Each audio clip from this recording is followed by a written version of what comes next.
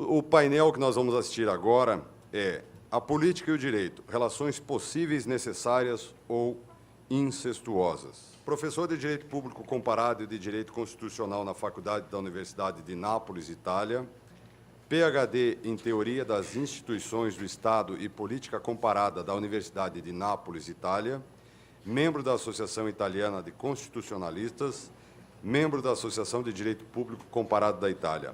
Apresentamos o professor doutor Tommaso Eduardo Frosini. Professora do Departamento de Direito Público da Universidade Federal do Paraná e do Programa de Pós-Graduação em Direito, Mestrado Unibrasil e do Instituto de Direito Romeu Felipe Bacelar, mestre e doutor em Direito do Estado pela Universidade Federal do Paraná, pós-doutor em Direito Eleitoral pela Universidade Nacional Autônoma do México, apresentamos a professora doutora Eneida Dezerré Salgado. Professor de Direito Eleitoral da Universidade do Contestado, Campus Mafra, e da Escola de Preparação e Aperfeiçoamento do Ministério Público de Santa Catarina, mestre em Ciências Jurídicas pela Universidade do Vale do Itajaí, Univale, promotor de Justiça do Ministério Público de Santa Catarina. Apresentamos o professor Pedro Roberto de Comain. Vale registrar que, por motivo de força maior, justificadamente, o professor doutor Ernesto Blume Fortini não poderá se fazer presente. Nesse instante, a palavra está à disposição do Dr. Luiz Magno para coordenar os trabalhos dessa mesa. Bom dia a todos. Eu gostaria de saudar a todos os presentes e, em nome da organização, agradecer penhoradamente os colegas que compõem essa mesa e que tem como título, como bem anunciado pelo Gonzalo, a política e o direito, relações possíveis, necessárias ou incestuosas. Toda vez que temos que confrontar o direito e política e tentar tematizar essas relações, elas sempre não só despertam paixões, mas múltiplos olhares, porque é um fenômeno que, sem dúvida alguma, tem diferentes matizes e possibilidades de leitura e releitura desta interface. E é nesse contexto, portanto, que temos realidades muito distintas e olhares muito distintos nesta mesa, que muito nos deixa ansiosos e instigados para que possamos iniciar esse debate. Passo a palavra, então, ao professor Dr. Tommaso Frosini, para que possa dar início à sua exposição. Muito obrigado, professor. Buongiorno a tutti, grazie agli amici brasiliani, al Tribunale Elettorale di Santa Catarina per l'invito in questo importante simposio di diritto elettorale e democrazia. Per noi, intendo per noi italiani qui presenti, digo para nós italianos aqui presentes, é uma belíssima oportunidade para compararmos e nos confrontarmos com vocês e com os argentinos, que já é um hábito que a gente tomou já faz vários anos, discutir esses temas e verificar a importância que esses temas têm nos respectivos países e comparar as diferenças que existem entre os respectivos países com referência aos temas que estamos enfrentando e hoje o sistema eleitoral e o direito eleitoral. A minha palestra falará da relação entre a Constituição e o sistema eleitoral. Porque, como vocês veem, sendo uma relação de grande tensão entre aquilo que é, naqueles países, começando pela Itália, o que é uma lei ordinária, uma lei que o parlamento cuida como qualquer outra lei, e a Constituição, que é uma lei superior, no âmbito das fontes, a Constituição representa o máximo grau, o vértice das fontes do direito. Mas esse é o ponto sobre o qual eu gostaria de chamar a atenção. Apesar da lei eleitoral ser uma lei ordinária, ou seja, uma lei como as outras leis aprovada por maioria absoluta pelo parlamento, ela também tem um tom constitucional de tal forma que faz com que a sua modificabilidade fique mais difícil em relação à modificação Mas por que a lei eleitoral é tão difícil de trocar, apesar de ser uma lei ordinária e, portanto, em teoria, mais facilmente modificável, porque basta uma maioria parlamentar? Em vez para mudar a Constituição, precisa maiorias qualificadas e um procedimento muito complicado, muito complexo, como em todas as outras constituições parlamentares. Vocês veem o ponto, pelo menos pela experiência europeia, a gente vive sob o espectro do que acontece na Constituição de Weimar, na Alemanha. Porque a Constituição de Weimar previa a constitucionalização do sistema eleitoral, ou seja, Weimar previa que o sistema eleitoral fosse proporcional e fosse escrito em Constituição. Isso fazia, naturalmente, com que ficasse difícil a hipótese de trocar o sistema eleitoral, porque para trocar o sistema eleitoral era preciso mudar a Constituição. Você precisava mudar aquela norma da Constituição que impunha o sistema eleitoral proporcional para a Alemanha daquela época. Segundo muitas reconstruções teóricas, a mais famosa, aquela de Ferdinand Hermans, o fator entre o vínculo constitucional da lei eleitoral levou ao fim da República de Weimar. Por quê? Porque a incapacidade dos partidos políticos de poder, vamos dizer, se reagregar, de poder mudar as suas alianças, justamente porque não era possível mudar a lei eleitoral, acabou causando, vamos dizer assim, uma tensão tão grande que acabou produziu e favoreceu o fim da República de Weimar. Esse evento constitucional condicionou fortemente as constituições europeias do pós-guerra. Não é oportuno e não é conveniente estabelecer que na Constituição a fórmula eleitoral não importa, mas tem que blindar em Constituição a fórmula eleitoral e fazer dessa maneira com que fique muito difícil a mudança e impedir que o sistema político possa mudar depois da mudança da Constituição. Na Itália, não foi constitucionalizado nenhum sistema eleitoral. Em outros países, ao contrário, a gente pensou em introduzir alguns princípios por meio dos quais era possível definir um certo de sistema eleitoral. Por exemplo, na Espanha, na Áustria, no Bélgica, na Noruega, em Portugal, existem normas constitucionais onde está a referência ao mecanismo que seja proporcional, não especificando qual especial método, mas especificando a distribuição das cadeiras em sentido proporcional. Na Itália, esta escolha aconteceu por lei ordinária, mas, como já falado, tornou muito difícil sua mudança. Por quê? Porque a lei eleitoral, se vocês pensarem bem, é a verdadeira grande norma fundamental da Constituição material, não da Constituição formal. Porque o sistema do relacionamento entre as forças políticas, entre aqueles que são chamados a dar uma atuação política, passa através dessa seleção que é feita através da fórmula e do método eleitoral. Então, modificar a lei eleitoral para as forças políticas quer dizer remeter em discussão, colocar em discussão a capacidade dentro sistema e a força deles dentro do sistema. É por esse motivo que mudar a lei eleitoral, apesar de ser juridicamente, não deveria ser tão complicado por ser uma lei ordinária, se torna de fato complicado porque a verdadeira lei política é uma lei que paradoxalmente é mais forte da própria Constituição.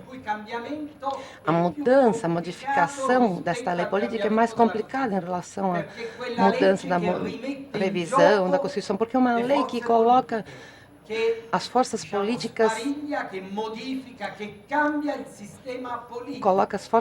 de uma forma que vão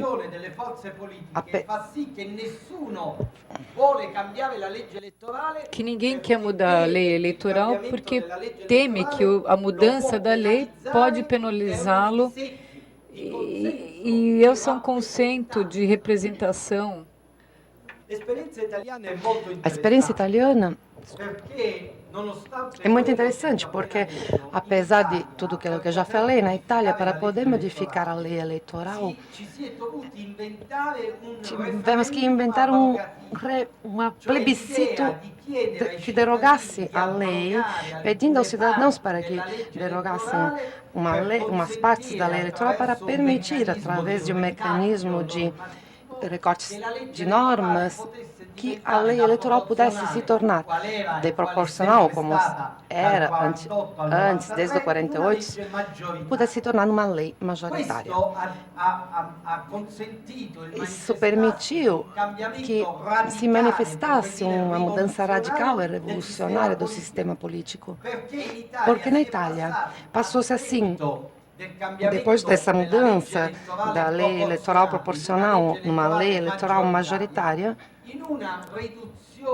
passou-se a uma redução das forças políticas através de um sistema de bipolarismo, um sistema que criou um mecanismo da escolha do voto por parte dos cidadãos através de duas coligações de partidos políticos. Então, isso determinou uma mudança completamente radical do sistema político. Essa demonstração de que a mudança da lei eleitoral influencia de forma decisiva o sistema dos partidos e o sistema político. É uma demonstração clara, mas existe também um outro aspecto que queria evidenciar.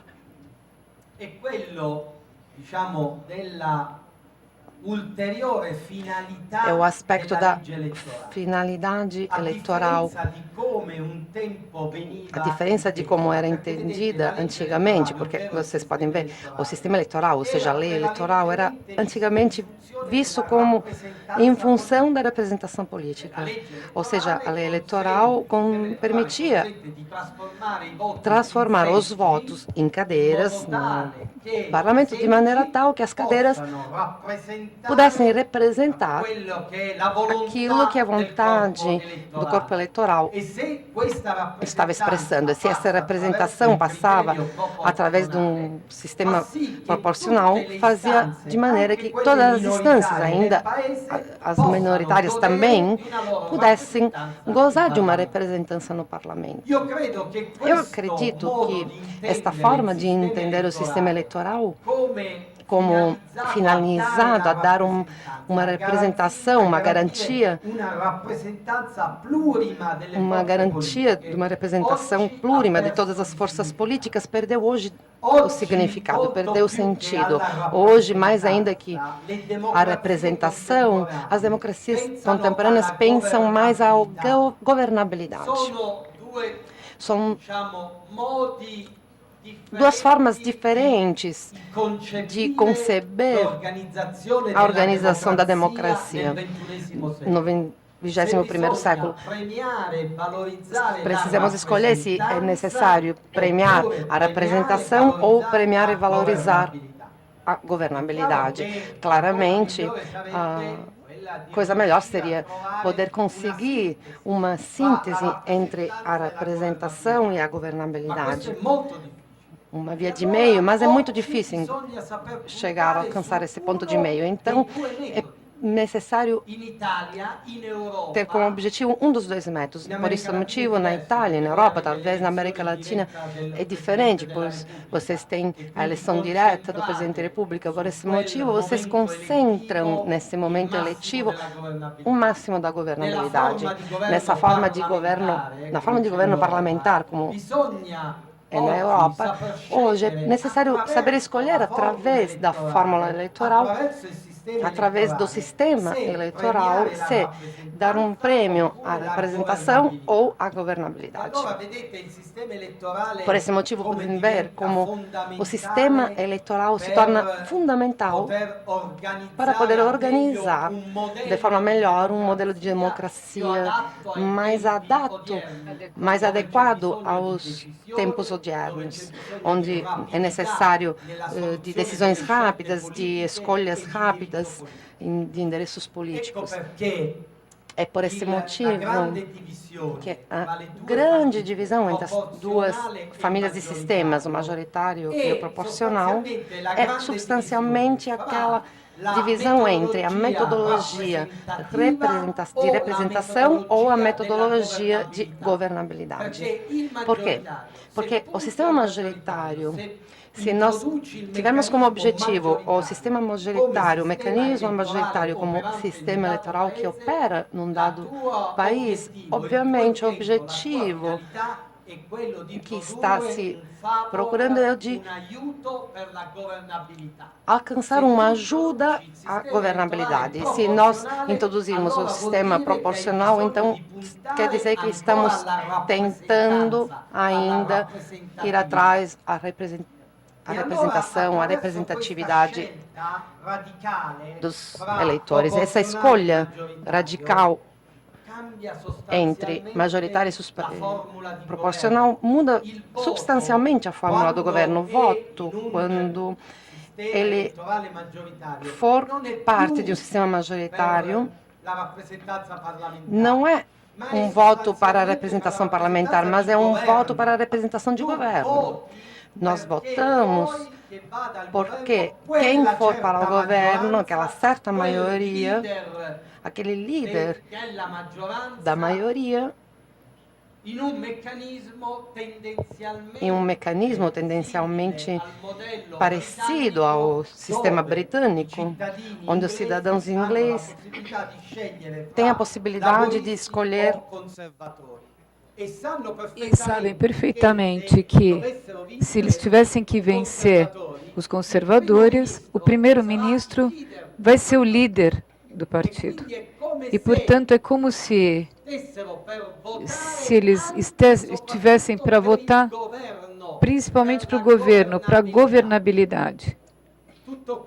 Tudo isso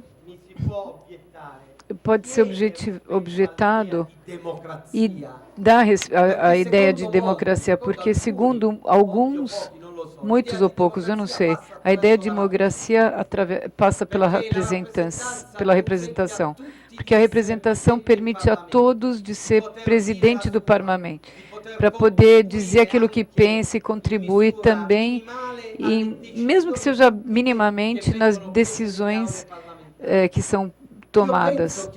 Eu acho que hoje isso tenha perdido um pouco o significado e que a democracia hoje é substancialmente uma democracia dissidente, ou seja, um modelo de estrutura e de organização da sociedade que permite aos governantes de poder tomar decisões e assumir a responsabilidade diante dos eleitores.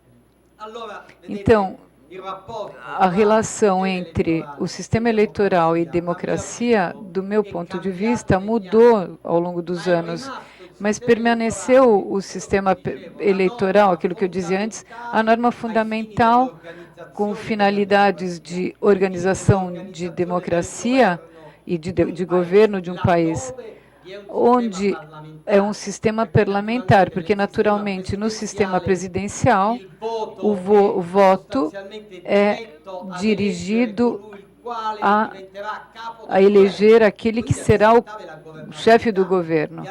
Então, naquele caso, o sistema eleitoral para a representação das assembleias legislativas conta menos, porque o voto para eleger o chefe do Estado, o chefe do governo, é o que conta mais.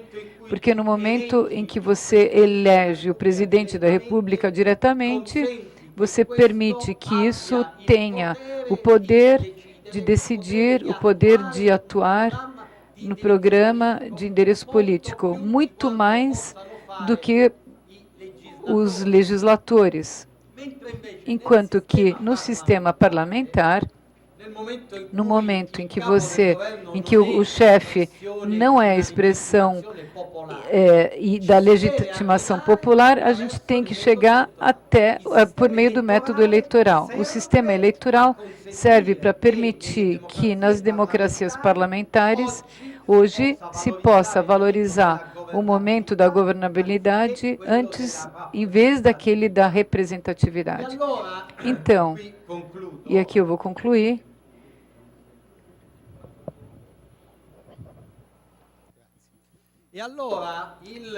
Então, o momento, vamos dizer, da fórmula eleitoral, da escolha eleitoral, da fórmula eleitoral, vai relacionado ao modelo de organização do país num determinado momento histórico. Por quê?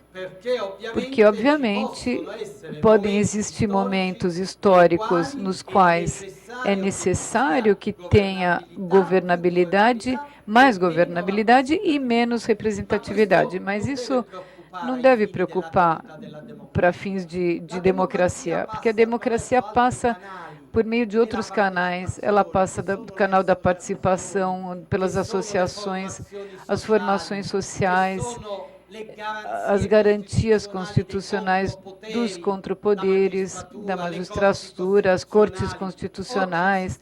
Hoje o sistema democrático não se concentra mais no parlamento, não é que nem antes. A centralidade do parlamento era o momento da máxima atuação da democracia. Hoje a democracia se distribui em vários níveis de organização e também em nível territorial. O federalismo ajuda a conceber diferentemente o modelo de democracia, exaltando as autonomias locais. Então, aquilo que eu quero dizer para fins do nosso congresso, que essa mesa dedica ao sistema eleitoral e à democracia, eu quero dizer que a democracia hoje não é mais, vamos dizer,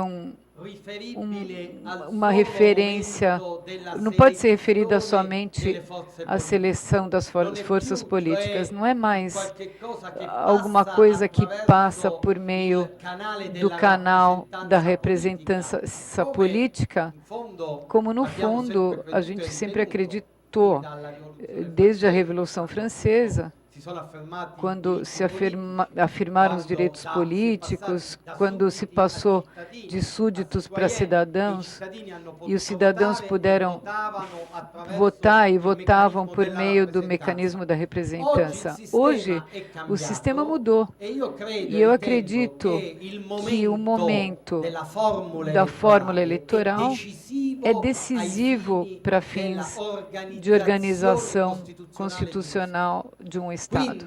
Portanto, eu insisto, a lei eleitoral é a verdadeira lei política.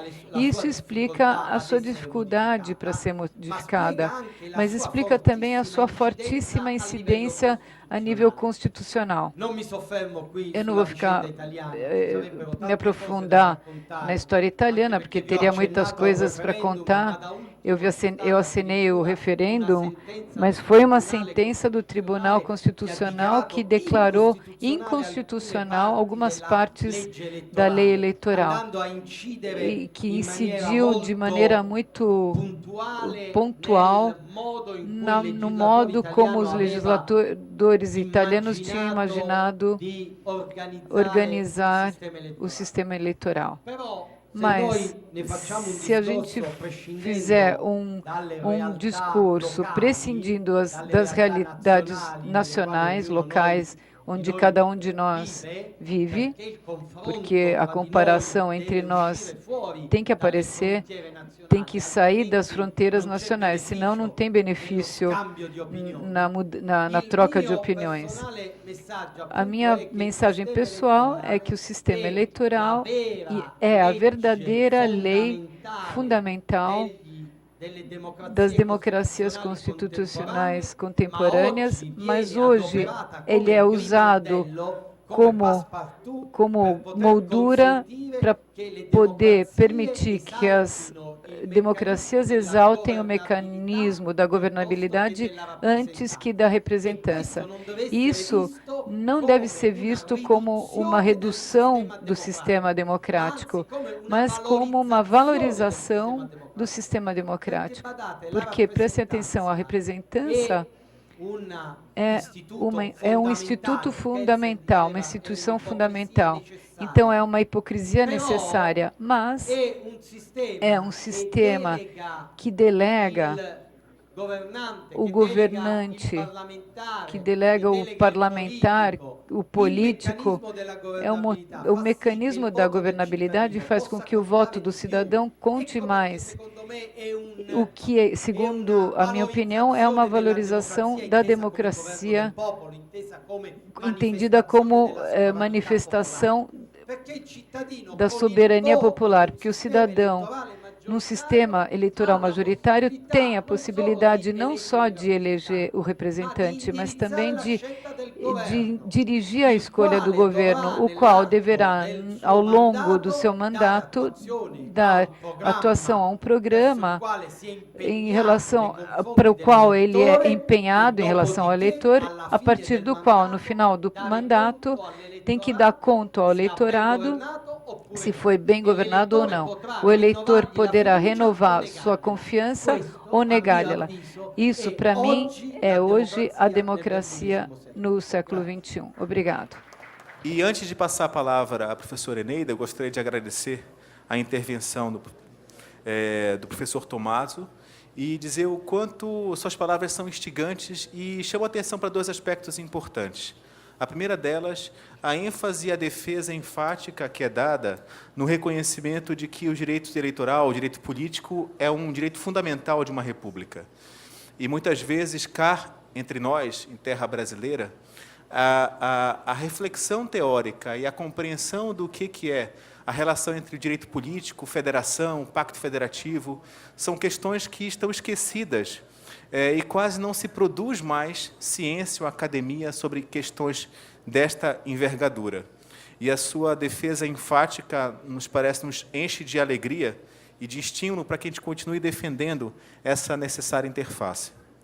E a segunda questão que nos chama a atenção é por essa identificação de dois aspectos contrapostos, que é a necessidade que nós temos de manter uma representatividade grande da sociedade e o desafio de manter a governabilidade. E essa tensão permanente exige novas roupagens. E, de alguma forma, é curioso para nós ouvirmos uma defesa tão forte sobre as vantagens de um sistema representativo para conferir essa governabilidade. Porque, talvez nós, com a tradição de regime representativo, percebemos essas mazelas e, muitas vezes, muitos de nós sonhamos com modelos parlamentaristas. Então, é curioso, é muito interessante essa leitura e essa percepção. E, sem mais delongas, passará para a professora Eneida Desirê Salgado, que tem um dos livros mais importantes, a meu juízo, para que a gente possa tentar conferir uma certa sistematicidade ao direito eleitoral, que é o seu Princípios Constitucionais. Princípios Constitucionais Eleitorais, fruto da sua tese de doutorado. Bom dia a todos. Preciso primeiro agradecer ao Dr. Marcelo Peregrino pelo gentil convite. É a segunda vez que eu venho a Santa Catarina a trabalho, depois de várias vezes a passeio. E foi igualmente prazeroso estar na ilha. E, infelizmente, não vou poder participar de todo o seminário, mas vou acompanhar pela internet sempre que possível. E eu também ao Dr. Marcelo Figueiredo, que, componente da minha banca de ingresso como professora da Universidade Federal do Paraná, continua me dando oportunidades aqui, permitindo que eu participe de tal colóquio. Estou um pouco tensa pela forma em que está estabelecido e pela presença de tão ilustres componentes de mesa, principalmente o Dr. Decomain, a quem sempre li e cito várias vezes nos meus estudos, e também pela fala que me antecedeu do Dr. Tommaso Frosini, porque devo discordar da fala. E eu não ia falar disso. Então, eu vou tentar falar um pouco do que eu ia falar e um pouco na tentativa de colocar algumas intuições ou algumas opiniões a respeito da sua fala. Se o nosso tema é política e o direito, e o título do painel é bastante provocativo, porque fala de relações possíveis, necessárias ou incestuosas, nós temos que lembrar que a relação entre a política e o direito é a base do direito constitucional. O direito constitucional está ali como uma juridificação da decisão política. E todos nós conhecemos o debate em relação ao conceito de Constituição entre Carl Schmitt e Hans Kelsen, e, feliz ou infelizmente, Hans Kelsen acabou vencendo o debate, o que nos dá toda a discussão a respeito do controle de constitucionalidade, e o que nos fez, talvez, esquecer um pouco deste conteúdo necessariamente político do direito. É só pensar como a Constituição é estabelecida: forma de Estado, sistema de governo, regime político, medidas provisórias, repartição de competências, competência entre os Estados, portanto, direito tributário, a extensão da igualdade, as finanças públicas, a administração pública, que nos diz se temos mais ou menos Estado e de que tipo de Estado estamos falando, também o sistema constitucional das crises, quando nós vamos falar em direito no estado de defesa ou do estado de sítio, e, obviamente, o sistema eleitoral. Consegui amarrar ali logo. O sistema eleitoral, no caso do Brasil, está localizado na Constituição. A Constituição faz uma opção pelo sistema proporcional. Então, a opção majoritária, me parece, ainda que em nome da governabilidade, no Brasil seria fortemente inconstitucional. E, na minha visão, ainda essa é uma visão bastante peculiar, inconstitucional, inclusive em termos de reforma da Constituição, porque, com base nos 5 princípios constitucionais eleitorais, todos eles intangíveis, porque estruturantes, um desses princípios é o princípio da máxima igualdade e da participação das minorias, e um desenho majoritário, ainda que promovesse a governabilidade, iria, sem sombra de dúvidas, diminuir a participação institucional das minorias nas instituições políticas e no debate público. Então, me parece que, ainda que seja louvável a defesa da governabilidade como princípio, no nosso caso, o princípio que está estabelecido nesse desenho político brasileiro, está colocado na Constituição, é o princípio do pluralismo político. Temos 32 partidos hoje, doutor Rui, algo em torno disso? São poucos. Se nós formos pensar em quantos milhões de brasileiros existem e quantos participam efetivamente, a existência de partidos puramente nacionais, na verdade, já restringe essa participação dos partidos como atores políticos. Então, 32 partidos não são muitos, são poucos. Se nós formos falar da qualidade dos partidos ou das suas diferenças ideológicas, aí nós teremos uma outra conversa. Agora, me parece que simplesmente dizer que o nosso sistema é indevido porque leva ao multipartidarismo é elevar a categoria de princípio constitucional a algo que ali não está. Entre a governabilidade e o pluralismo político, refletido também como pluralismo partidário, devo eu, como constitucionalista, ficar com o multipartidarismo, porque reflete o princípio constitucional. Aí nós vamos ver como a política vai fazer parte essencial de um dos ramos do direito, que é exatamente o direito eleitoral. Se a política é o conteúdo do direito constitucional e, portanto, o conteúdo de todo ordenamento jurídico, o que o direito eleitoral faz é algo quase inverso. É aquele direito, aquela juridificação da escolha dos representantes e da formação do sistema político. E aí, me perdoem os estrangeiros, mas eu vou fazer quase que uma discussão caseira, quase que lavando roupa suja em casa, na frente das visitas, mas me parece bastante interessante, exatamente nesse seminário que se preocupa com a Constituição e com os direitos políticos, chamar a atenção para um ponto de vista muito peculiar ao nosso direito eleitoral. Hoje nós temos um direito eleitoral construído pelos juízes. Nós não temos um direito eleitoral estabelecido a partir da Constituição, nem a partir do Parlamento. Regra comezinha dos direitos fundamentais, de toda a estrutura de um Estado democrático e de direito, me parece, é que as regras do jogo democrático sejam formadas a partir do Parlamento. Sabendo que isso é razoavelmente impreciso tecnicamente, mas usando da sua força retórica, eu diria que o direito eleitoral brasileiro é protegido por uma reserva de lei do Parlamento. E mais, já tensionando com a fala anterior, não de qualquer parlamento, não de um parlamento bipartidário ou com 6 partidos políticos, como já disse um ex-presidente do Tribunal Superior Eleitoral. Não, com este parlamento multifacetado, representante de vários interesses e, no meu lado mais romântico e mais esperançoso, representante de várias visões diferentes do interesse público. Vamos parar por aí, não vamos entrar na defesa dos interesses ilegítimos.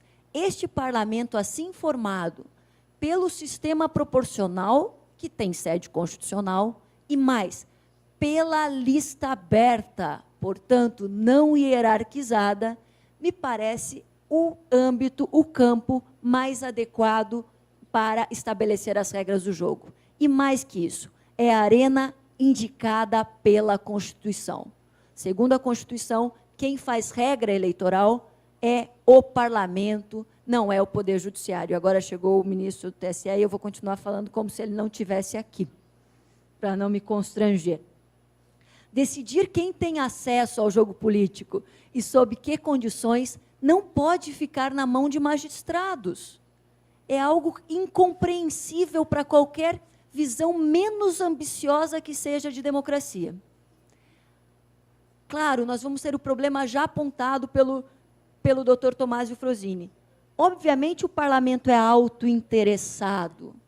Então, de fato, é difícil mudar as regras do jogo. Há quem diga, e foi até uma discussão que se teve na OAB, lá pelo ano de 2005, há quem diga que é necessário chamar uma constituinte exclusiva para a reforma política.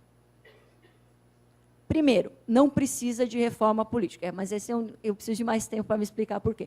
Mas, ainda que precisasse de reforma política, ela não pode vir num contexto de fraude à Constituição.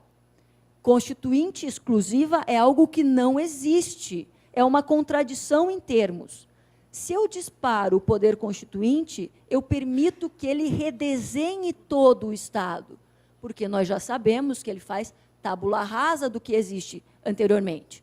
Fazer constituinte exclusiva, na verdade, é reacender aquela revisão constitucional que nós temos no ato das disposições constitucionais transitórias, que já tinha uma discussão se ela deveria ser acionada ou não, tendo em vista que nós mantivemos as decisões constituintes, ainda assim, acionada ou foi e se esgotou. Não é possível fazer reforma da forma de reformar a Constituição. Querem reformar a Constituição? Passem por uma construção lenta, elaborada, para atingir o consenso de 3/5 dos votos 2 vezes em cada casa e assim aprovem. O que me dizem politicamente? Aí a relação entre política e direito, porque eu falo desde a academia. Então, eu falo desde a Torre de Marfim, de quem consegue defender seus pontos de vista de maneira coerente, porque não está contraposto à realidade concreta. O que me dizem? Que nunca passará. Então, que nunca passe. Se o preço para fazer com que o modelo democrático, o modelo eleitoral, seja mais perfeito, é aniquilar a Constituição e desprezar a sua força normativa, fiquemos nós com este modelo ainda imperfeito. As regras do jogo democrático vão dizer quais são as condições de acesso, quais as condições de igualdade, como é que eu estabeleço essa disputa eleitoral. Isso tem que ser feito mesmo naquele espaço de dissenso, onde, de uma forma ou de outra, nós temos como saber que interesses entraram na elaboração daquele projeto ou daquela reforma.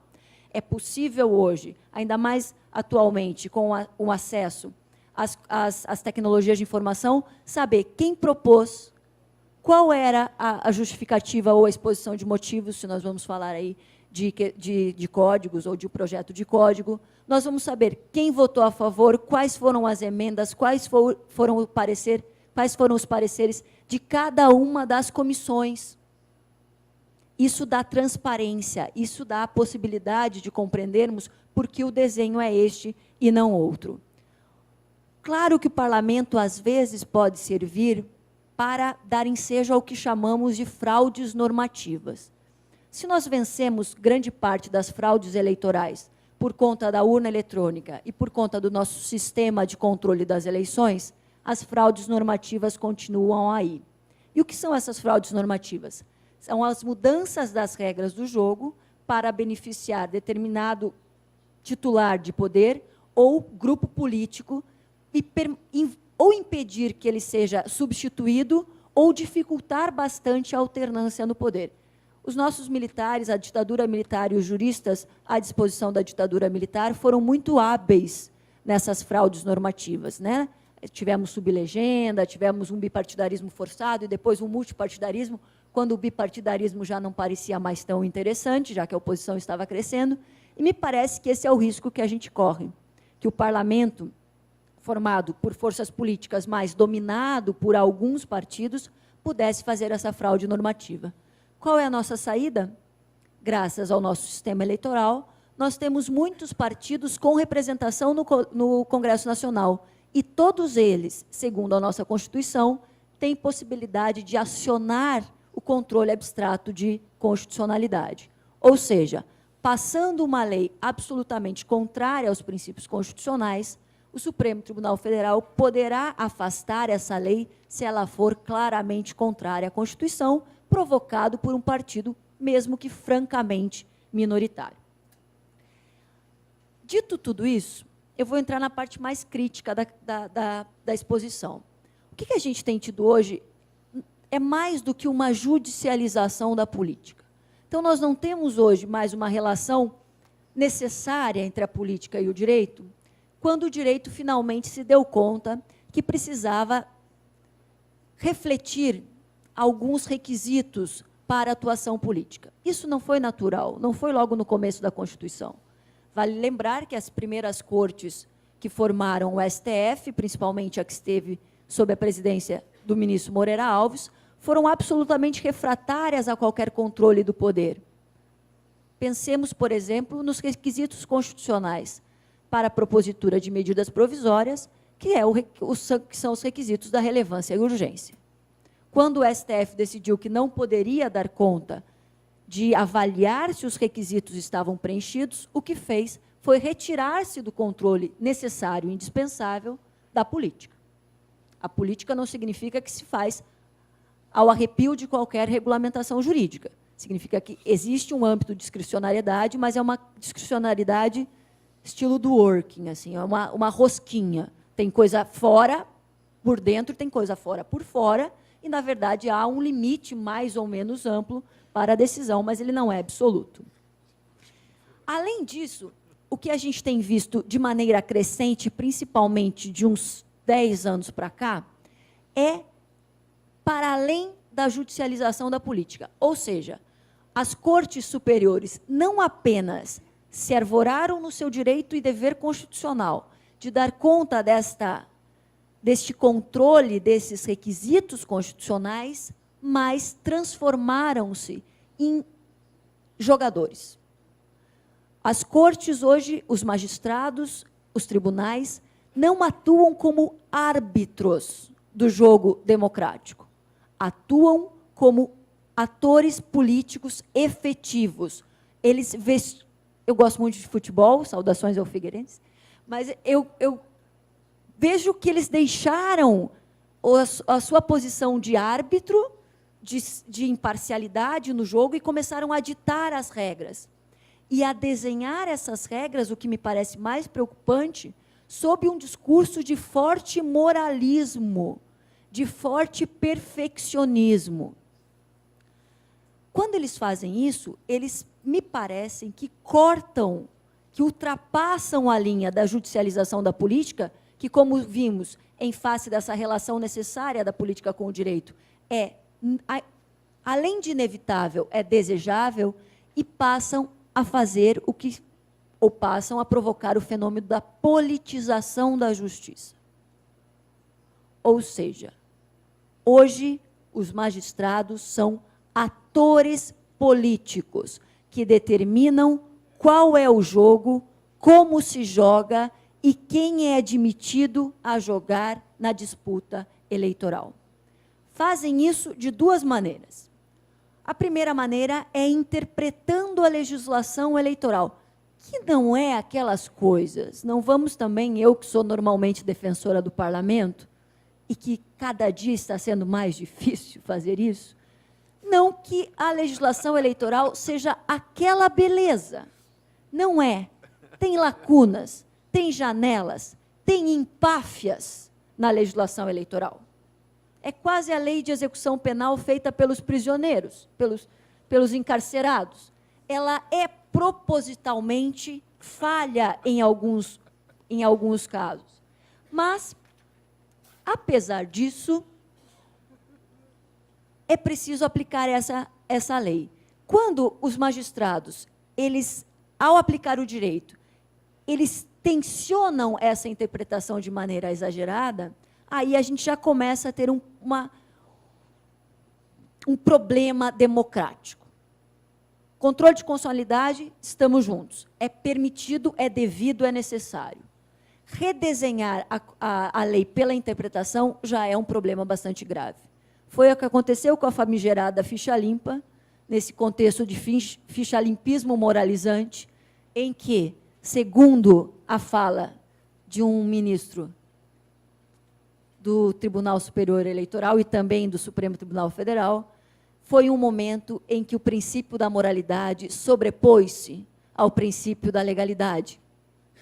Isso é um absurdo, isso é inconcebível.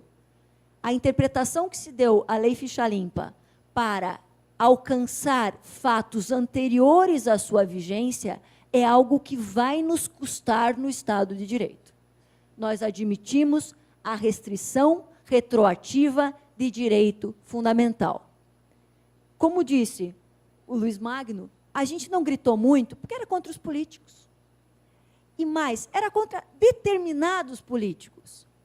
O ministro César Peluso chegou a dizer, com essa interpretação retroativa, nós sabemos exatamente quem será atingido pela lei, o que transforma a lei em algo pessoal, não é abstrato e geral, é concreto e individual. E nós atingimos quem, então, achou-se que deveria atingir. A que preço? Restringindo retroativamente direito fundamental. Disse lá, durante os votos no Supremo Tribunal Federal, com um duplo carpado hermenêutico, com muita criatividade interpretativa, que não se tratava de retroação, se tratava de condições, e, portanto, não existia direito adquirido à elegibilidade. Alguns chegaram a falar que era renúncia tácita ao mandato, né, no caso da fidelidade partidária, e ali, no caso de renúncia para alcançar a inelegibilidade retroativa, ele deveria antecipar os efeitos negativos, e também disseram algo que não me convence, que inelegibilidade não é sanção. Tem cara de sanção, tem cheiro de sanção, aplica-se a atos que são desvalorados socialmente, pode não ser sanção de caráter penal, mas tem, francamente, uma cara de sanção de caráter administrativo. E, portanto, deveria submeter-se aos princípios do direito sancionatório, seja ele qual for. Com este papel, eles alargaram as regras do direito eleitoral votado pelo parlamento para estabelecer aí quem pode e quem não pode concorrer.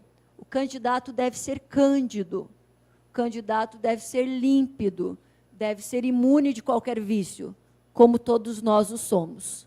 Não é verdade? Como todos nós, advogados, juristas, acadêmicos, magistrados, membros do Ministério Público, como todos nós o somos. A diferença é que nós não passamos pelo escrutínio popular. Por isso que nós temos mais exigências para ocupar os nossos cargos. Quem passa pelo escrutínio popular tem outro tipo de exigência, que é convencer o eleitorado. Se nós achamos que isso não está suficiente, é porque não confiamos no eleitorado. Então, precisamos, pelo menos, ser honestos o suficiente para mudarmos o nome do regime político. Talvez por uma aristocracia eletiva, talvez, quem sabe, nós lá, como Platão, pensemos aí num governo dos filósofos, onde, obviamente, os filósofos sejamos nós, que decidiríamos, portanto, quem deveria ocupar. Este é um problema, mas não é o pior. Há um segundo problema. O nosso sistema constitucional elege como controle das eleições, como lugar de controle das eleições, a Justiça Eleitoral, que é quase inexplicável para quem não é do Brasil. Ainda mais porque, não decorrente do próprio desenho constitucional, mas como decorrente da atuação da Justiça Eleitoral, hoje estabelece a regra jurídica, aplica a regra jurídica e também julga os casos de descumprimento da regra. Ou seja, reúne os três âmbitos da governança eleitoral em um só: rulemaking, rule application e rule adjudication. Faz tudo ao mesmo tempo. E faz essa atuação normativa para além do que estabelece a Constituição, que não lhe dá essa competência. Para além do que estabelece o Código Eleitoral, que foi recepcionado como lei complementar. Porque o Código Eleitoral fala em instruções. E nada mais chato que alguém que só dá aula, do que procurar o que é instruções. A pessoa é xarope, eu fui procurar. Instruções são regras destinadas ao interior da administração. Portanto, não pode atingir candidatos, partidos políticos. Pode atingir quem? Juízes, promotores, servidores da Justiça Eleitoral. Só. Mas eles não fazem isso. As resoluções extrapolam e muito essa seara permitida. E fazem o quê? Inovam no ordenamento jurídico. Reescrevem a Constituição. Foi isso que essa resolução 22.610 da fidelidade partidária fez. A opção do Constituinte foi clara, não vai perder o mandato. E foi clara porque eu fui ver as atas da Constituinte. Foi cogitado em adotar como hipótese de perda de mandato e não foi adotada. Portanto, não perde o mandato. Mas era bom para o país, é melhor que seja assim, melhora o sistema partidário, logo vamos dizer que perde o mandato quem sai do partido. Eu até faria, talvez, essa opção. Teria essa opção, mas o Constituinte não fez, não dá para a gente melhorar o sistema no tapetão. Também, no caso, agora muito recente, que toca diretamente ao Ministério Público, nós temos a questão da proibição, não é bem assim, né? Da necessidade de que o juiz autorize, as palavras são meio complicadas aqui, que se passe aí, que se instaure um inquérito eleitoral para investigação pelo Ministério Público. Quando o Ministério Público ganhou a competência na fidelidade partidária, não houve grita, mas possivelmente agora, perdendo a competência, talvez a gente tenha uma reação forte do Ministério Público, que me parece absolutamente necessária e indispensável. Também vendo as decisões judiciais e os votos, neste exato momento em que estamos discutindo hoje, há 5 meses da eleição, quem é que vai poder doar para a campanha e, portanto, quem vai ter dinheiro para fazer campanha, ouvindo os votos, é uma linguagem política impressionante. A sociedade espera isso de nós. Nós não podemos aplicar o artigo 16 da Constituição, que exige que a mudança se dê 1 ano antes, porque os anseios populares querem logo essa decisão. Primeiro, talvez não seja bom doação por pessoa jurídica, mas inconstitucional não é. Pode ser indevida, pode ser nefasta, pode ser o que for. Inconstitucional não é. A Constituição não toma essa posição. Portanto, seria construir para além do texto constitucional, decidir se pessoas jurídicas não podem doar. Acho também que essa coincidência nefasta entre doadores e quem faz contratos com a administração pública seja um problema, mas não está em sede constitucional. O que vai acontecer, e a gente já antecipa, já está 6-1, é que vai ser declarado inconstitucional, possivelmente com aplicação imediata. Isso muda as regras do jogo. Isso diz quem vai ter dinheiro para a campanha e quem não vai ter dinheiro. Isso, estou falando de dinheiro lícito. Estamos falando no campo da licitude. Isso vai dizer se uma oposição vai ter chance contra aquele que está no domínio da máquina administrativa ou não vai ter.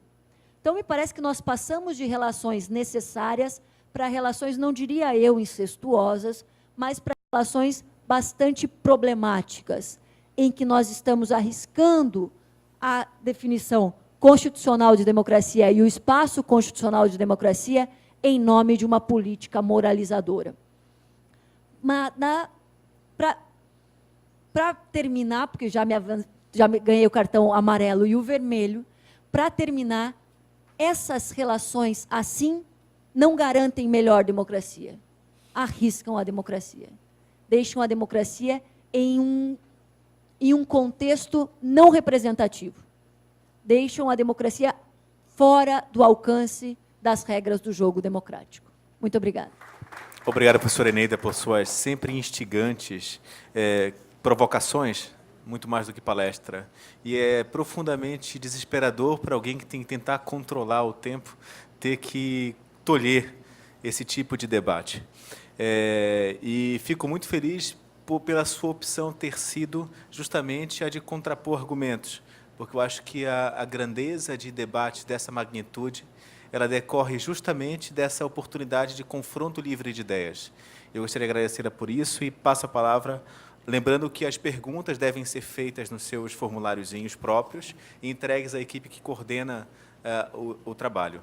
Passo a palavra ao professor Dr. Pedro Roberto de Comain, que é promotor de justiça e que há muito tempo contribui para o direito eleitoral no nosso Estado, tem nos dado preciosas lições já há certo tempo sobre essas inquietações referentes à dificuldade que é aplicar e lidar com uma legislação cambiante, e confusa e assistemática que o direito eleitoral nos fornece.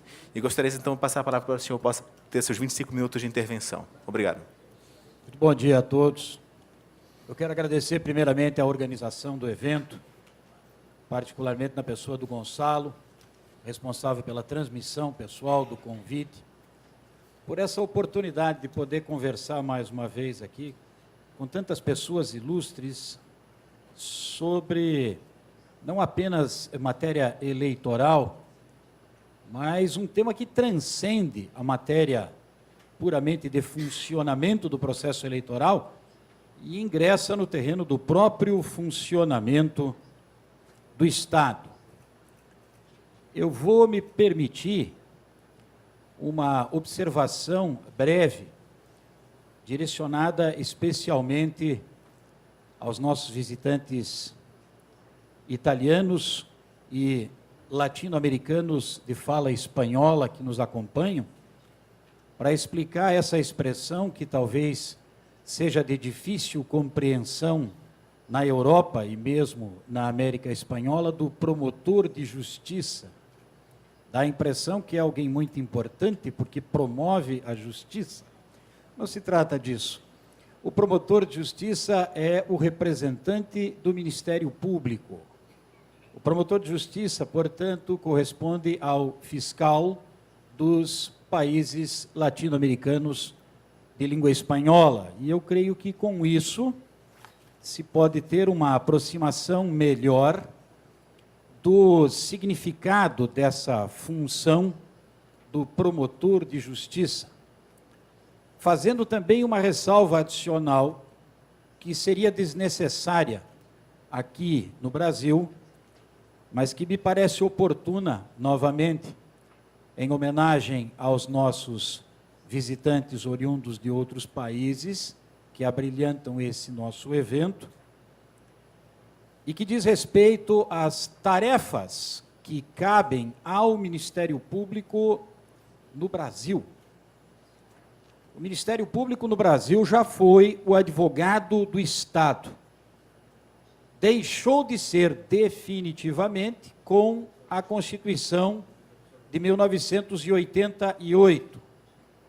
Especificamente no Estado de Santa Catarina, o Ministério Público deixou de exercer essa função já a partir do ano de 1982, 6 anos antes, portanto, da Constituição de 1988. Noutra perspectiva, mundo afora, o papel mais tradicional do Ministério Público é o de exercer a acusação pública. René Davy, escrevendo sobre o direito inglês, há várias décadas atrás, noticiou que a Inglaterra não dispunha dessa organização dentro da estrutura estatal conhecida como Ministério Público, e que a acusação era popular, a acusação criminal era popular, e, portanto, qualquer cidadão poderia comparecer perante um tribunal e promover a acusação daquele que, ou em relação a quem houvesse evidências de ter cometido um crime. Mas René Davy também observava que esta possibilidade não era exercida pelas pessoas, de modo que os próprios integrantes da força policial, atuando não como policiais, como agentes da estrutura estatal, mas atuando unicamente como cidadãos, é que acabavam promovendo as ações perante o Poder Judiciário destinadas a que se obtenha uma eventual decisão reconhecendo que uma pessoa foi autora de um crime e aplicando a essa pessoa a punição que seja compatível com o fato e com a pessoa. Sabe-se que, num momento mais recente, a própria Inglaterra assumiu, incluiu entre a sua estrutura estatal a figura, a instituição, como nós gostamos de dizer aqui, do Ministério Público. Mas, de um modo geral, mundo afora, a função do Ministério Público fica centrada na busca da punição de quem eventualmente haja cometido uma infração penal, formulando em relação a essa pessoa, perante um órgão do Poder Judiciário, um pedido de apuração do fato e de eventual condenação daquele que haja sido o seu protagonista. No Brasil, as atribuições que o Ministério Público recebeu com a Constituição de 1988 seguem para bem além desse papel tradicional do Ministério Público de agente responsável pelo pedido perante o Judiciário de que alguém seja criminalmente condenado. Diferentes outras ações, diferentes outros pedidos com diferentes objetivos, com diferentes propósitos, podem ser formulados perante o Poder Judiciário pelo Ministério Público brasileiro.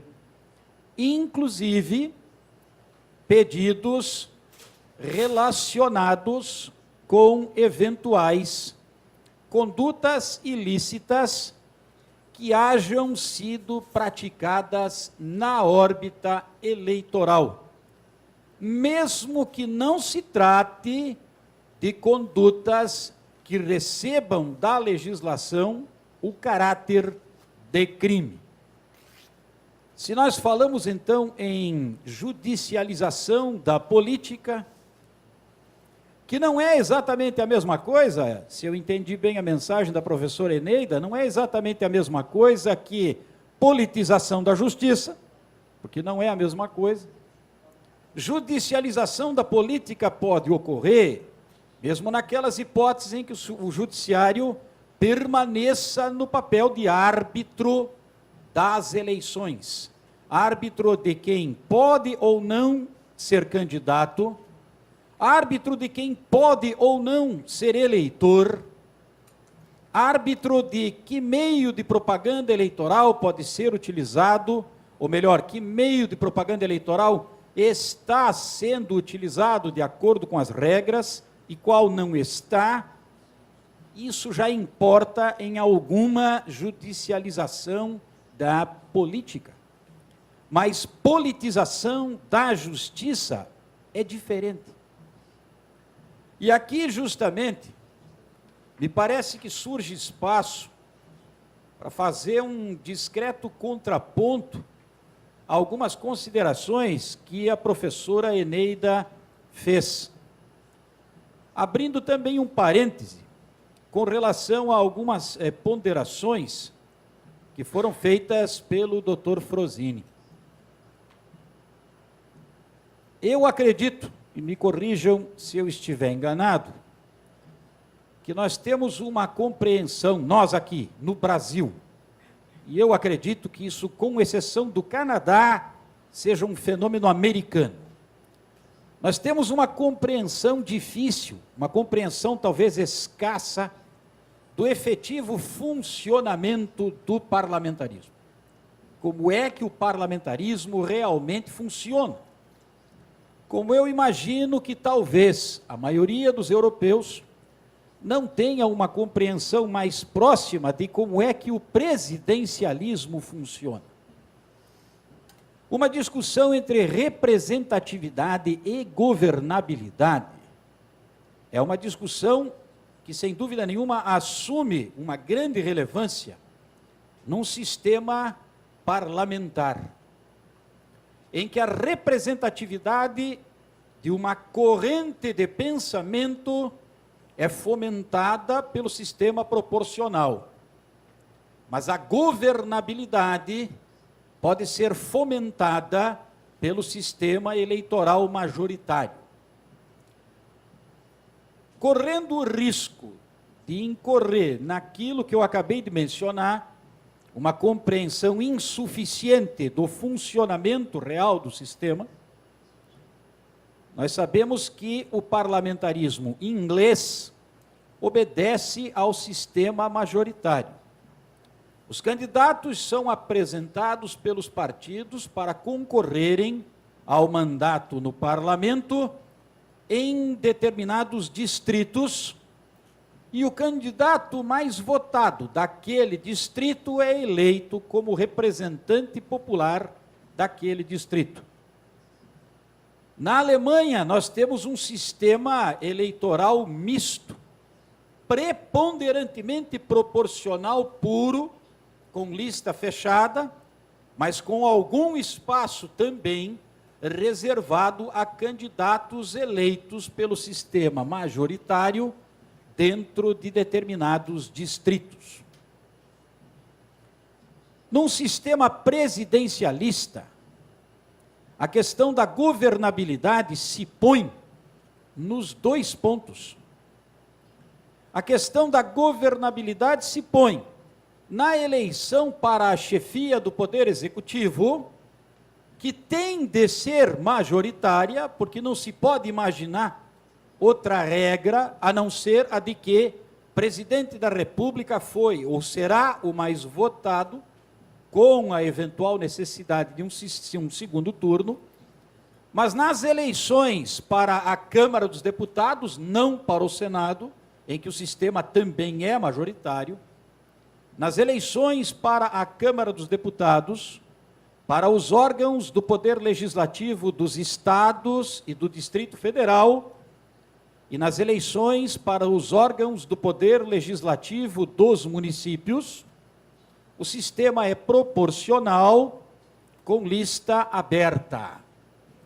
Os partidos apresentam os seus candidatos, respeitado o número máximo previsto na legislação eleitoral. Aquele partido que obtenha a maioria dos votos, ou melhor, corrigindo isso, as cadeiras são distribuídas proporcionalmente à votação obtida pelos partidos ou coligações, mas vota o eleitor, votamos nós, portanto, aqui no Brasil, nos candidatos à Câmara Federal e aos órgãos legislativos dos estados, do Distrito Federal e dos municípios. Então, nós temos um misto aí de proporcional com um majoritário na definição de quem foi eleito. Proporcional na definição de quantos cada partido ou coligação haja elegido, porém majoritário na definição de quem foi eleito. Pois bem, quando se trata então de governabilidade ou representatividade, a representatividade fica razoavelmente assegurada por este sistema proporcional. Mas a governabilidade se define pela eleição majoritária para a chefia do Poder Executivo, porque o governante direto é o chefe do Poder Executivo. Todavia, a experiência tem mostrado que a possibilidade de que o chefe do Poder Executivo efetivamente leve adiante as suas pretensões como governante é permeada pela necessidade bastante frequente da tomada de providências que se situam no âmbito do Poder Legislativo, porque envolvem a necessidade de respeito ao preceito constitucional que assegura que ninguém é obrigado a fazer ou deixar de fazer alguma coisa, a não ser que uma lei determine isso. Daí nasce uma questão política extremamente significativa, representada não tanto pela convivência do direito com a política, mas representada pela convivência dos órgãos eminentemente políticos, representados pelo Poder Executivo, com outros tantos órgãos eminentemente políticos e autônomos, representados pelo Poder Judiciário. A governabilidade, portanto, no Brasil não é assegurada nem pelo fato de termos o sistema majoritário, nem pelo fato de termos o sistema proporcional. Ela acaba sendo assegurada ou não em um momento subsequente, posterior ao resultado das eleições, e no qual se vão apresentar duas possibilidades.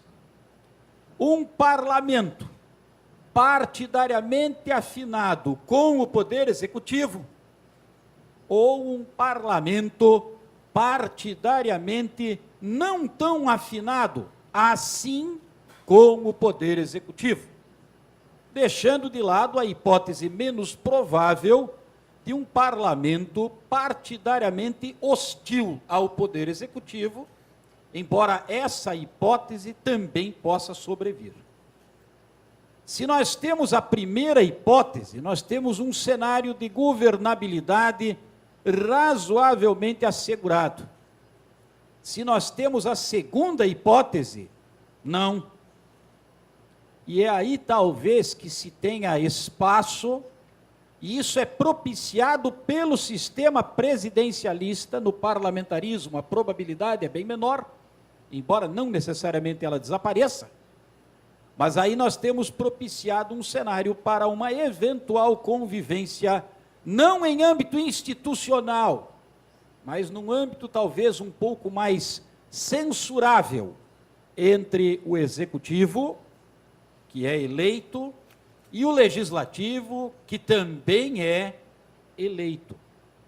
Aí eu me refiro ao que no Brasil se costuma designar como toma lá, dá cá, troca, satisfação recíproca de interesses, não necessariamente envolvendo corrupção, no sentido de que o parlamentar receba algo que não lhe é devido, em troca de oferecer o seu voto em beneplácito de uma proposta legislativa proveniente do Poder Executivo.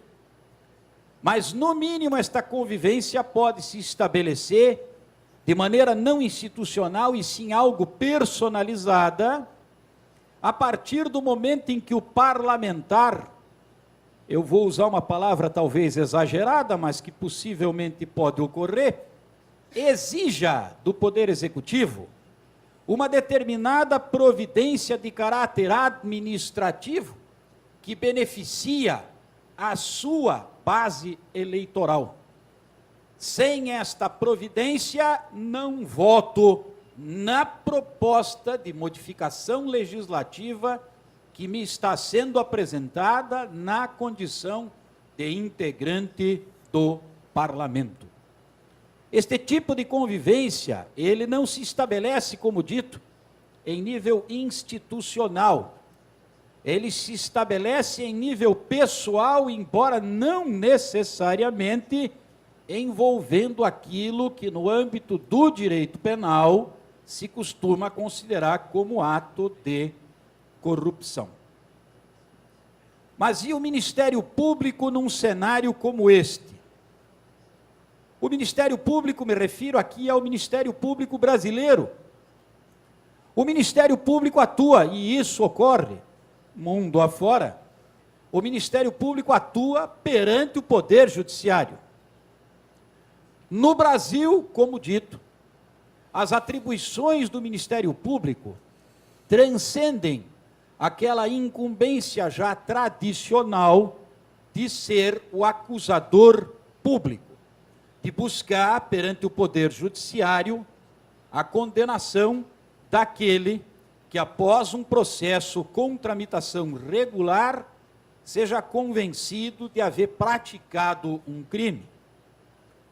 O Ministério Público também pode, e aí nós poderíamos falar não em judicialização da política, mas talvez em politização do Judiciário e politização do Ministério Público. O Ministério Público tem, no âmbito destas incumbências, e isto talvez seja uma peculiaridade brasileira, a possibilidade de comparecer perante o Poder Judiciário e pedir que seja recusada a candidatura de alguém que se encontre em uma situação que caracterize inelegibilidade. Agora, de onde vem a judicialização da política no Brasil? A judicialização da política no Brasil, em primeiro lugar, ela vem de 1932.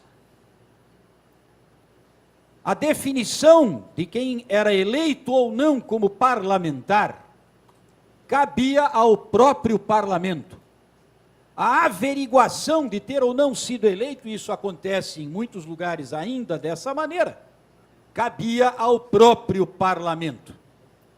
E nesta averiguação, nos primórdios da República, ocorriam abusos, a ponto de que, com o nosso primeiro Código Eleitoral, que é apenas de 1932, se determinou que esta averiguação não fosse mais feita pelos próprios integrantes do parlamento, e sim fosse feita por um outro órgão do Estado que estivesse excluído da participação do debate político direto.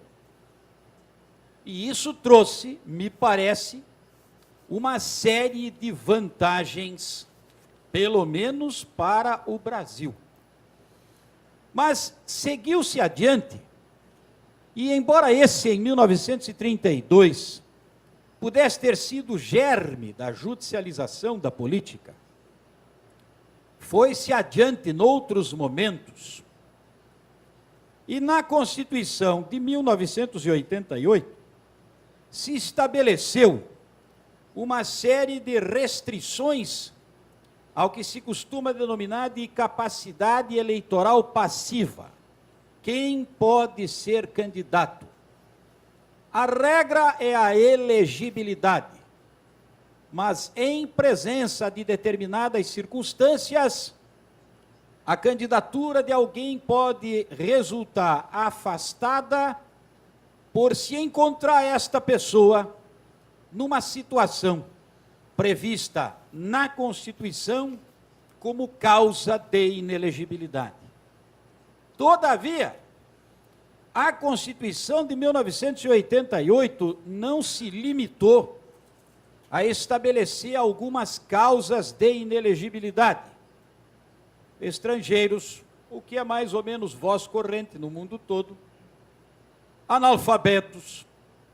Infelizmente, nós ainda temos que escrever na nossa Constituição que analfabetos são inelegíveis. Sim, mas então eles deveriam ser elegíveis? Não, não é isso. É que não deveria mais haver analfabetos, essa é que é a verdade, mas ainda há. Então nós ainda temos que escrever na nossa Constituição isto. Aquele que é chefe de poder executivo, eu me refiro aqui às situações de inconstitucionalidade que estão na nossa Constituição.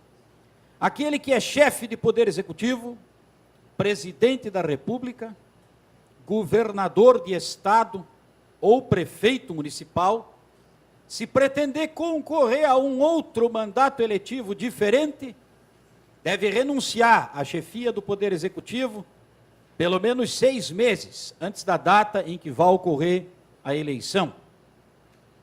Chefe de poder executivo só pode ser reeleito uma vez sucessiva, não 2 ou 3 ou 4. O Rio Grande do Sul teve 5 vezes seguidas um mesmo governador, o que não se coaduna com o princípio republicano da alternância no exercício do poder. Então, por aqui, o chefe do poder executivo, estadual, municipal ou da União Federal, só pode ser reeleito para um mandato sucessivo. Finalmente, cônjuge, companheiro e parentes até 2º grau do chefe do poder executivo são inelegíveis para os cargos no âmbito do qual, para os cargos situados no âmbito do qual ele exerce poder. Então, parênteses, cônjuge e companheiro do presidente da República são inelegíveis para todos os cargos do Brasil.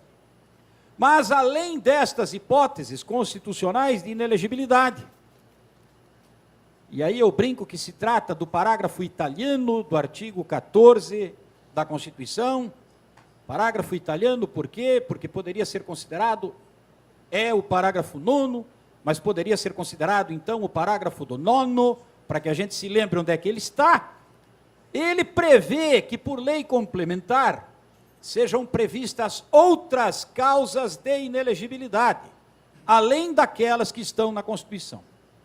E o legislador estabeleceu um sem número de causas de inelegibilidade, acrescido o rol que veio de 1990, por uma série de outras novas, agravadas às já existentes, por uma lei de 2010, oriunda de um projeto de lei popular, ao qual eu devo supor que, pela natureza da matéria envolvida, fica um pouco difícil o parlamentar oferecer um voto em sentido contrário.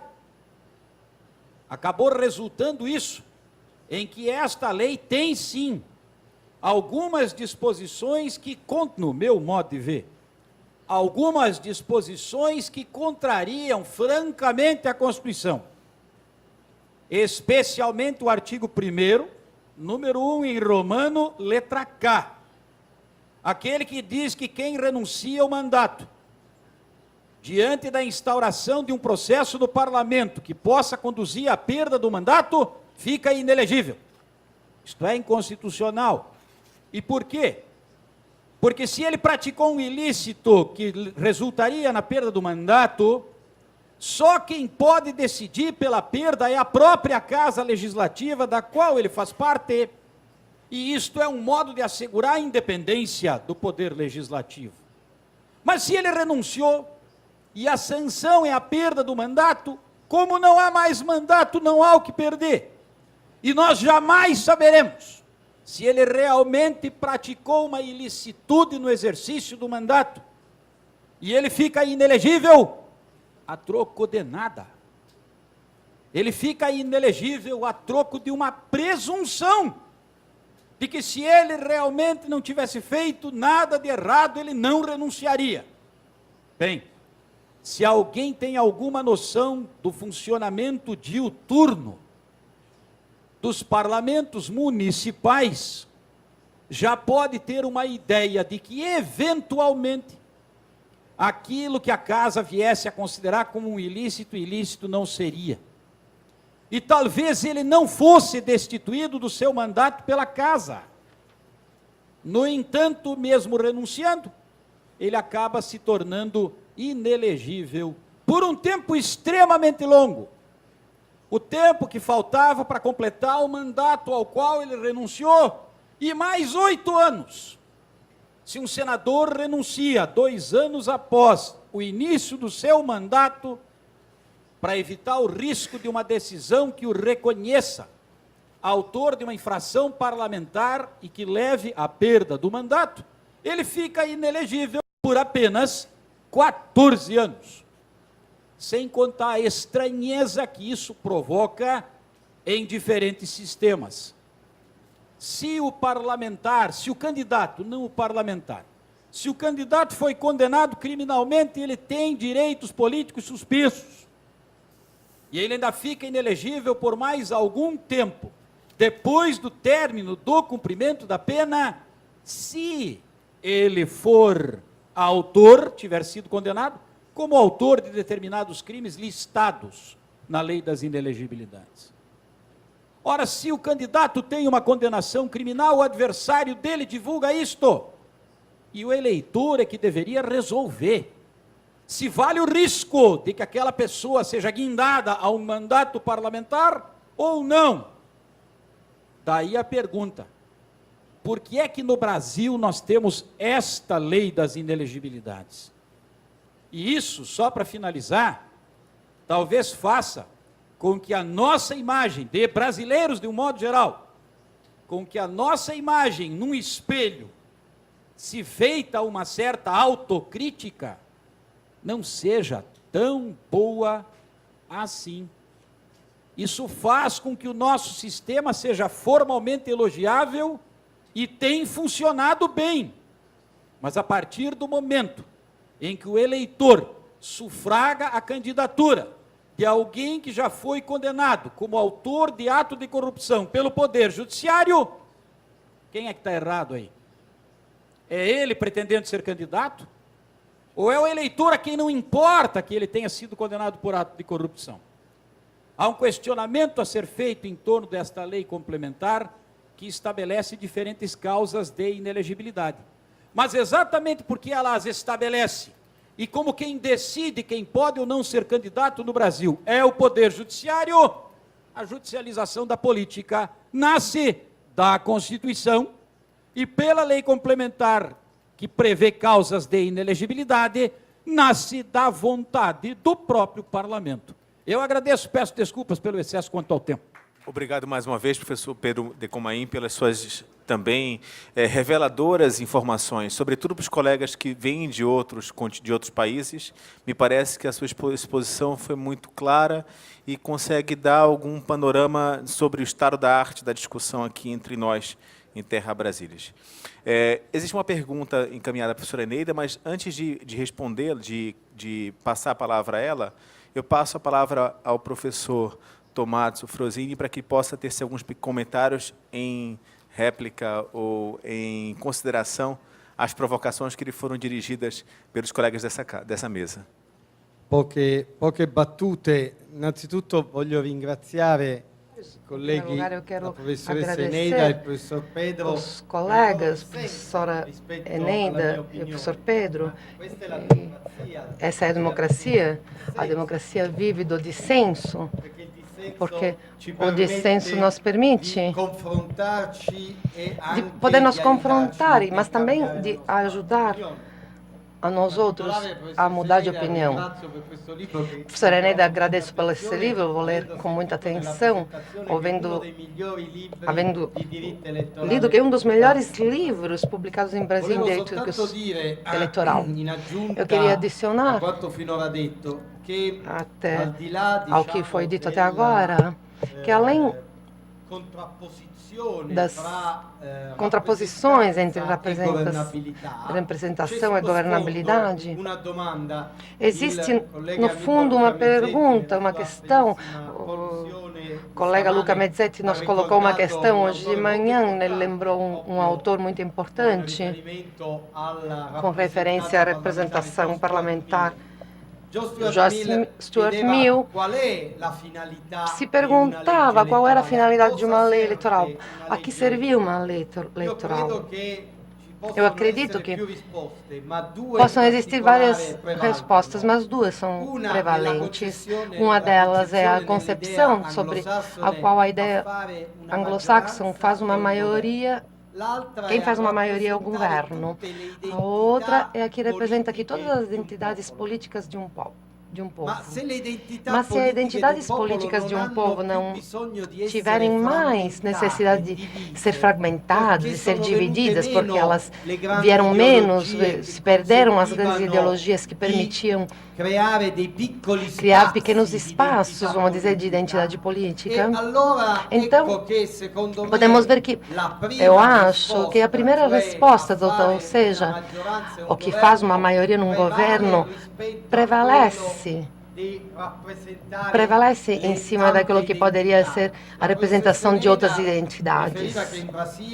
A professora Eneida referia que no Brasil existem 32 partidos políticos e por isso comentava que são poucos em relação à população brasileira.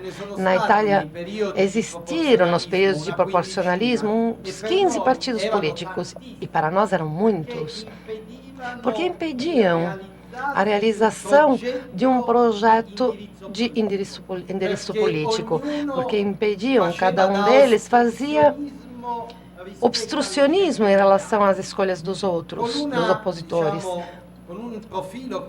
com um perfil bastante interessante.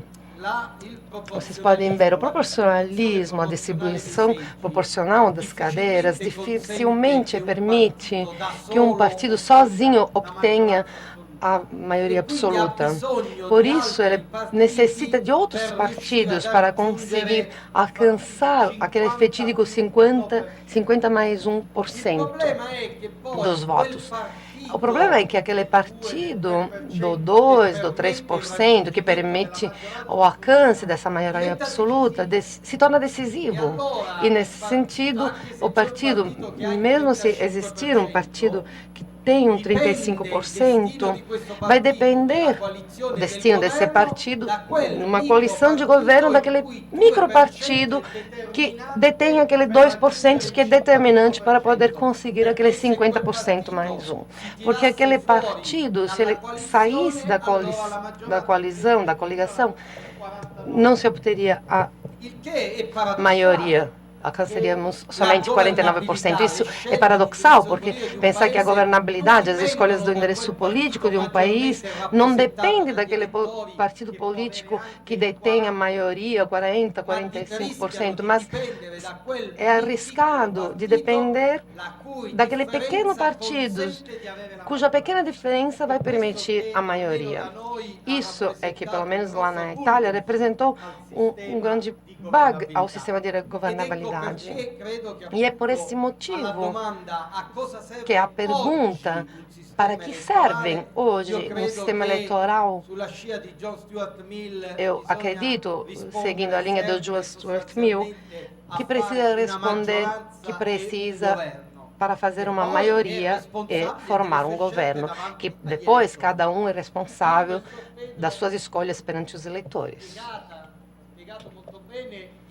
Foi explicados muito bem os efeitos do presidencialismo, mas eu acredito que lá onde não queira se abandonar o parlamentarismo, existe uma tendência a fazer com que o parlamentarismo seja presidencializado cada vez mais, sem recorrer a eleição direta do chefe de governo, mas através de um sistema de maioria que passa através de uma lei eleitoral que exalte exatamente aquele momento da governabilidade em lugar do momento de representação. Paro aqui, por aqui, volto, quero agradecer às tradutoras pela sua obra atenta, que eu pude seguir os discursos dos colegas em italiano. Agradeço muito pela seriedade e pela capacidade das tradutoras. Trabalho muito difícil, muito negativo. Bem, foi todo um prazer participar da mesa, porque é sempre interessante um lugar onde se possa discutir seriamente a partir de pontos de vista sinceros. É quase uma comunidade habermasiana de discussão, em que nós estamos aqui honestamente apresentando nossos pontos de vista e dispostos a serem modificados pelos argumentos contrários. O professor Tomás provocou novamente, falando do problema da superforça dos partidos pequenos. Me parece que a Espanha tem enfrentado isso também, com alguns partidos regionais que estão formando aí, estão sendo, na verdade, o definidor de quem tem a maioria. O voto de Minerva, ou, enfim, tem outra palavra que eu esqueci, muita coisa. E que isso realmente traria um problema. Nós, no nosso Estado, no nosso país, ainda não estamos enfrentando isso. O que nós enfrentamos é uma relação relativamente promíscua entre a ocupação de cargos no Poder Executivo, e já respondo a pergunta tão gentilmente encaminhada pelo Hugo, uma relação um pouco promíscua, ou muito promíscua, entre os cargos para indicação pelo Poder Executivo, que são os cargos de primeiro e segundo escalão, e os partidos políticos que devem apoiar por aprovação de uma lei ou de uma mudança à Constituição. De fato, isso vai ocorrer, e essa dependência do Poder Executivo do Congresso Nacional acontece no Brasil e tem que acontecer, e tem que acontecer em qualquer país democrático. Não estamos aqui com saudades dos governos de força que governam só pelo Executivo. A questão, qual é a moeda de troca? A minha esperança, e aqui é uma profissão de fé mesmo, é que essa transparência que está sendo dada atualmente a essas relações promíscuas leve o eleitor a cumprir o seu papel de cidadão virtuoso. Esses partidos têm esse tipo de comportamento. Logo, não vamos mais atribuir votos a este partido para que ele não mais tenha representação. Sim, é uma crença no cidadão virtuoso, na capacidade de manter os bastardos honestos a partir da atuação do cidadão participante. Mas me parece que em um regime democrático talvez seja a saída mais adequada. E eu sou muito esperançosa também com a democracia brasileira, porque está havendo alternância de poder, com razoável pacificação social. Né? Ninguém mais, pelo menos em âmbito federal, em âmbito estadual e municipal, isso é bastante mais complicado, principalmente municipal, mas em âmbito federal me parece que ninguém mais quer puxar o tapete ou derrubar o sistema quando perde uma eleição. Isso já demonstra uma certa capacidade ou um certo amadurecimento democrático. Em relação à à baixa representatividade, me parece, essa é uma pergunta concreta aqui do Rafael, não vou responder, depois a gente faz consulta lá fora. Me parece que é uma questão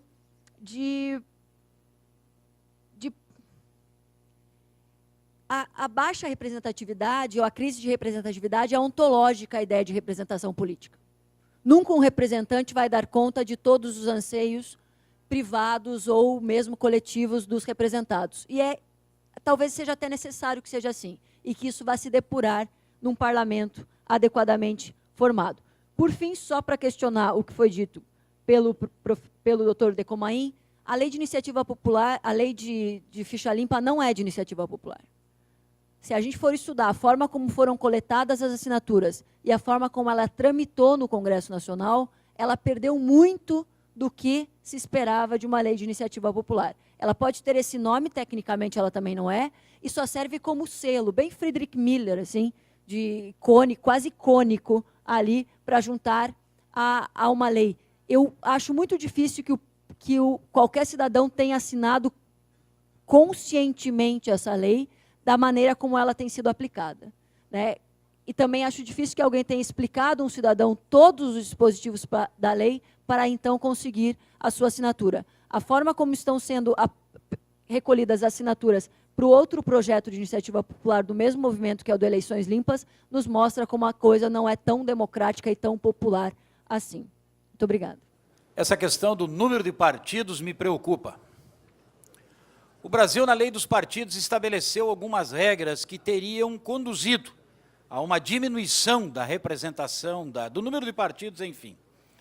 Os partidos que não tivessem eleito um determinado número de parlamentares, obtendo uma determinada votação em âmbito nacional, distribuído entre diferentes estados, nas eleições de 2006, eles teriam uma participação muito diminuta no custeio público do funcionamento dos partidos políticos, que se faz através do que se chama de fundo partidário, e também teriam um tempo de propaganda partidária gratuita na televisão bastante diminuto. A perspectiva da entrada em vigor disso com as eleições de 2006 gerou fusões de diferentes partidos. Estas disposições foram levadas ao Supremo Tribunal Federal, que é a Corte Constitucional Brasileira, e foram havidas por inconstitucionais, exatamente porque estariam representando um obstáculo à representação das minorias. Eu ainda me atrevo a fazer alguma consideração com relação a isso, na perspectiva do que é um partido político. Um partido político no Brasil é um aglomerado de pessoas que assinaram um papel. Às vezes elas não mandam absolutamente nada dentro da organização civil que resulta. O partido é registrado como se fosse uma associação comum, num cartório de registro de pessoas jurídicas, e depois, para poder participar de eleições, tem de ter o seu estatuto registrado perante o Tribunal Superior Eleitoral. Mas que corrente da opinião pública este partido representa? Quantas correntes significativas há no Brasil? Aí eu concordo com o professor Frosini. Quantas ideologias há neste mundo? 4, 5, se é que há tantas. Não 32. O próprio conceito de partido político não foi tido em vista com o máximo respeito. O próprio conceito de partido político não foi tido em vista naquela oportunidade. A decisão teve um propósito louvável, de preservar a possibilidade de expressão das minorias, mas ela aplicou apenas aspectos formais da organização dos partidos, deixando de lado o conceito de partido político, que é um agrupamento de pessoas que seguem um mesmo pensamento básico em torno de aspectos gerais relacionados à condução da coisa pública.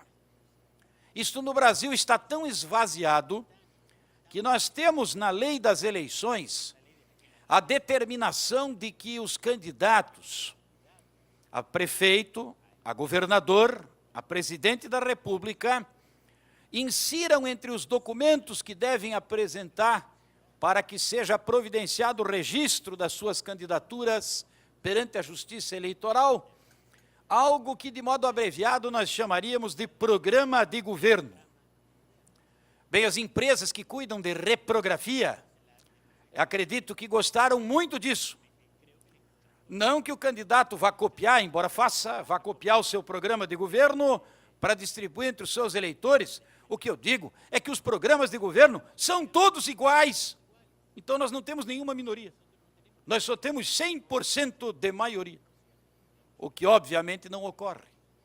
Me parece então que nós precisamos também, professor, de um enxugamento nessa nossa estrutura partidária.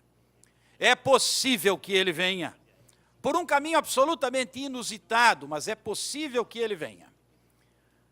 No Brasil, pessoas jurídicas podem fazer doações de campanha. Elas podem ir até 2%, e pasmem, não é do lucro, é 2% do faturamento do ano imediatamente anterior ao da eleição. Tomemos uma empresa que tenha tido 30 milhões de reais de faturamento. Ela pode doar 600 mil reais. Tomemos como exemplo uma empresa que tenha tido 1 bilhão de reais de faturamento.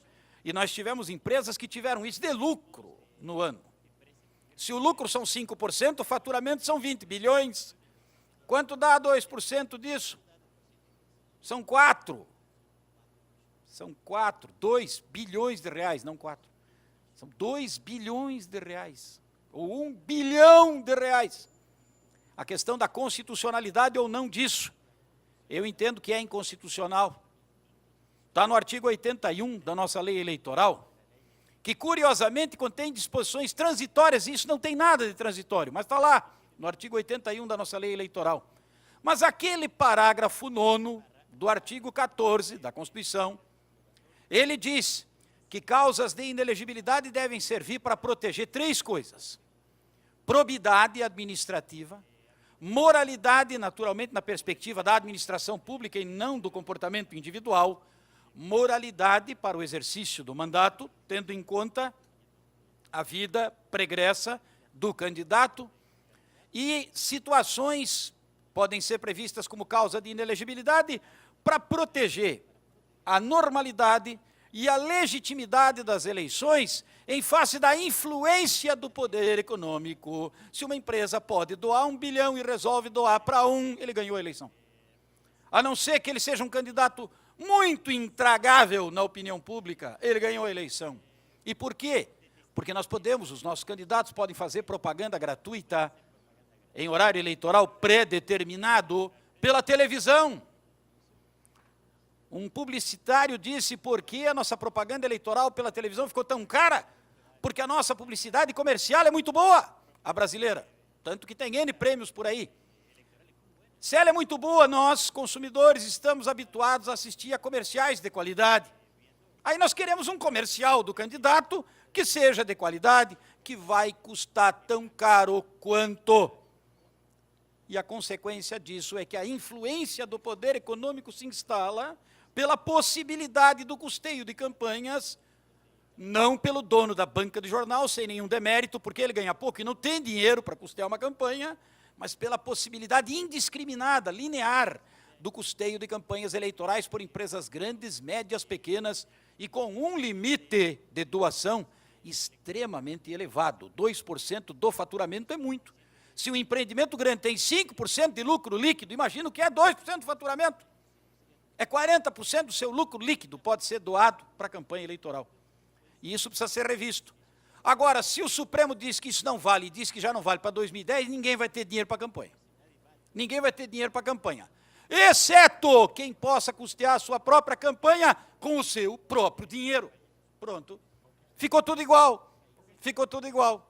Porque doação de pessoa física no Brasil não tem. Ela é incipiente. Aí nós vamos ter que cogitar de financiamento público. E como é que vai ser distribuído o dinheiro do financiamento público? Primeiro, saber quanto é que é. E segundo, como é que vai ser dividido? Vai ser dividido proporcionalmente ao número de deputados federais eleitos na eleição imediatamente anterior.